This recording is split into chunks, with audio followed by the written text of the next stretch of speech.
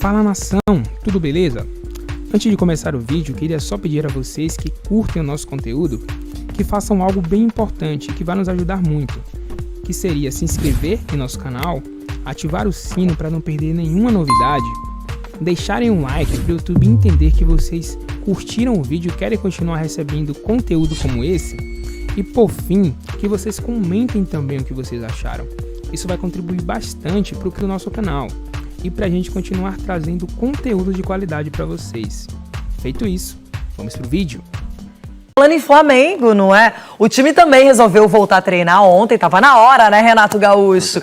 E agora tem esses mesmos treinamentos, essas atividades, para poder entrosar mais o time, os reforços, e se preparar bem ainda para a sequência. E, no meio de tudo isso, o Flamengo está ali paquerando, flertando, não sei como é que é hoje, tá de lance, né? O Davi Luiz, zagueiro, uma será palavra que ele da vem? moda aí, Qual? que eu esqueci agora, Como é os que é? caras falam, Vai, segue, vai pra matéria que a hora que voltar eu lembro. Acabou a folga, o Flamengo voltou aos trabalhos. E o foco de Renato é na partida com o Palmeiras em São Paulo, daqui a 10 dias. No treinamento, Rodrigo Caio e Kennedy fizeram atividades à parte. O zagueiro vai aproveitar esse tempo para intensificar a recuperação. Ele não joga desde o dia 25 de julho e tem chances de ser relacionado para o duelo com o Alviverde. Já o meia-atacante está recuperando a forma física. A preocupação ainda é com Bruno Henrique. O jogador tem uma lesão na coxa direita, está fazendo tratamento e é o único no departamento médico. Enquanto o time se prepara, a torcida aguarda ansiosa por um desfecho positivo entre Flamengo e Davi Luiz. Mas o jogador ainda não definiu o futuro. Nas redes sociais, os torcedores se movimentam e cobram a contratação do zagueiro. Usam a hashtag Davi Luiz no Mengo. Tudo ainda é um flerte. Para virar namoro, o rubro-negro precisa colocar a proposta na mesa. Mas os dirigentes adotam cautela. Aguardam por uma decisão de Davi Luiz. Ou seja, se ele quer seguir a carreira na Europa ou tentar a sorte aqui no Brasil. O Clube da Gávea entende que não tem como disputar financeiramente com times europeus e, por isso, mantém a estratégia de esperar por um sinal positivo do jogador, para aí sim dar a cartada final. Aos 34 anos e sem clube desde maio, Davi Luiz aprimora a forma física em Juiz de Fora, Minas Gerais. Benfica, Sporting, Olympique de Marseille e o Galo estão de olho. Vale destacar que hoje se encerra o prazo para inscrição na fase de grupos da Liga dos Campeões e da Liga Europa. Os clubes europeus precisam enviar a lista de inscritos até às 7 da noite. Um ponto que dá esperança aos rubro-negros. O Davi ainda está olhando o mercado europeu, está se encerrando o prazo de inscrições, então se ele não acertar com nenhum grande clube, se não tiver uma oferta tentadora, pode sim pensar no Flamengo, por que não, Denilson? Você é louco, estamos falando do Flamengo, não é qualquer time. E o Flamengo não precisa de um zagueiro experiente, um zagueiro que possa chegar e ser titular. Lógico, mesclar essa juventude, essa experiência que tem aí o Flamengo, jogadores já, enfim, Diego Alves, Diego Ribas, todos jogadores de qualidade, e acrescentar demais, né? A gente tem falado ontem, a gente falou dessa questão do Rodrigo Caio, você foi feliz, Leirão? Quando você fala que mesmo o Rodrigo Caio, quando tá machucado, fica um longo período, ele volta e parece que não, o Rodrigo normal, Caio, né? Ele não sente esse período de inatividade. O problema é que ele se machuca muito, então ele fica fora, precisa fazer a recuperação e o Flamengo carece do Rodrigo Caio. Quando ele não está em campo, ele é um jogador que faz falta, inclusive estaria na lista da seleção brasileira. Com certeza. Não é? Então hoje tem que trazer um zagueiro com essa qualidade, porque o Flamengo, de resto, está muito bem servido. Está muito bem servido e se concretizar essa paquerinha...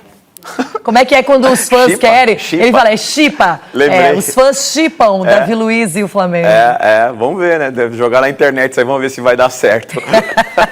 E agora, o que vai dar certo? O que você vai falar, Uma Bebê? vez chiparam nós dois, um passado distante, chiparam nós dois. Já pode ser uma coisa, só amizade, irmandade. Ai. Aqui não tem nem como, gente, não. É como se fosse mulher. Ai. Pessoal, recadinho. Pode isso, Zupac?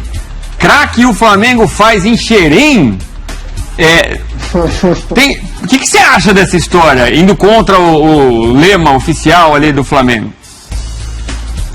Isso é um efeito cascata, né, de várias questões interessantes do futebol brasileiro. Especificamente sobre o Fluminense, isso vale para outros clubes também, mas já que o assunto é o Fluminense, o que ele forma, e o Flamengo, o que ele contrata, pela sua fragilidade financeira, o Fluminense ele acaba usufruindo muito pouco do seu excelente trabalho de base, né? O trabalho do Fluminense de captação e de formação dos jogadores, ele é de um nível altíssimo. Só que o clube precisa desses ativos não para usufruir em campo, e sim para vender rapidamente para tapar os buracos financeiros de tantas administrações ruins que o Fluminense teve nas últimas décadas. Então eles ficam muito pouco no Fluminense e eles são muito talentosos. Mas a gente tem visto cada vez de maneira mais frequente um grande número de jogadores jovens brasileiros que, até pelo fato de tão jovens irem para a Europa, não estarem prontos para esse desafio. Então eles batem e voltam, ou eles batem e ficam rodando por empréstimo, ou ficam no banco, não tem todo aquele espaço que pareciam que teriam, até que vem alguém e os contrate. E o Flamengo hoje é esse alguém, com potencial financeiro para isso, ou pelo menos era, para comprar direitos até a pandemia, né, por uma questão de política financeira. E esses jogadores, quando voltam ao Brasil, voltam ainda muito jovens, porque saíram ainda mais jovens, e com um potencial técnico muito grande. Isso se aplicou ao Gerson, isso se aplicou ao Pedro, isso pode se aplicar ao Kennedy, pode se aplicar ao Andrés, que não é formado pelo Fluminense.